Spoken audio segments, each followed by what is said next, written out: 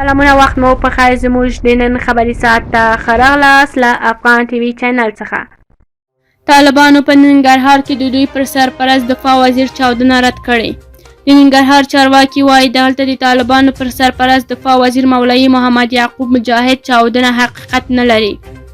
د ننګرهار د اطلاعات او کلتور ریاست استازی قریشي بدلون نن شنبه ازادي رادیو ته وویل چې پر دفاع وزیر مولوي محمد یعقوب مجاهد چاودونکي دروغ دي او په خبره یې دا کړنه د دوی د نظام ضد او د اشخاصو تبلیغات دي. جمعې په ورځ د ننګرهار ته د طالبانو دفاع وزیر مولوي محمد یعقوب مجاهد د سفر پر مهال نوموړې چاودنه شوې چې خپله ترې روغ وتلی ده، خو ساتونکي ته یې مرګ ژوبله اوښتې ده. خو د ننګرهار د اطلاعات او کلتور ریاست مسؤلان بیا دا ډول خبرونه ناسم بولي او هدف یې د عامو ذهنیتونو ګډول یادوي. دا په داسې حال کې ده چې پرون د طالبانو دفاع سرپرست وزیر مولوي محمد یعقوب مجاهد ننګرهار ته تللی و او دغلته یې د ورځې ډېر ناوخته د یورن له صفري سیمې لیدنې کړې او د سیمې له خوا سره یې د ستونزو اورېدلو په هدف لیدنه کتنه کړې ده. سی پی چې طالبانو ته د خبریال علي اکبر د ترتم کېدو مسله وڅېړي. د خبریالانو د خوندیتابه کمیټې سی پی چې د یوه بیان کې پرون یې خپور کړی ویلي د طالبان باید د افغان خبریال علي اکبر خیرخوا د ترتم کېدو مسله وڅېړي او تحقیقات دې وکړي.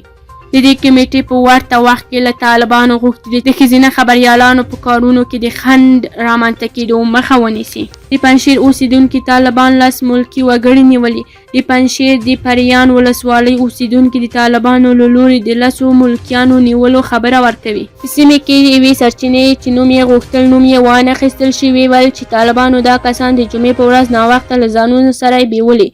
د پنجشیر امنیه قومندان مولوي داد محمد ازادي رادیو ته دا خبره تایید کړه او ویل چې دوی کسان سیمې ته ورغلي وو. هلته یې ځینو کسانو شک درلودو نو هغه یې له ځانونو سره ولسوالۍ مرکز ته د تحقیقاتو لپاره راوستلي. د مقاومت جبهې په پنجشیر کې د 6 طالبانو د وژلو ادعا وکړه. د طالبانو مخالف د ملي مقاومت په نوم جبهې پنجشیر ولایت کې د طالبانو 6 وسلوال وژل کېدو خبره ورکوي. طالبانو په ننګرهار کې د ډزو پر مهال د ناوې وژل کېدو رد کړي.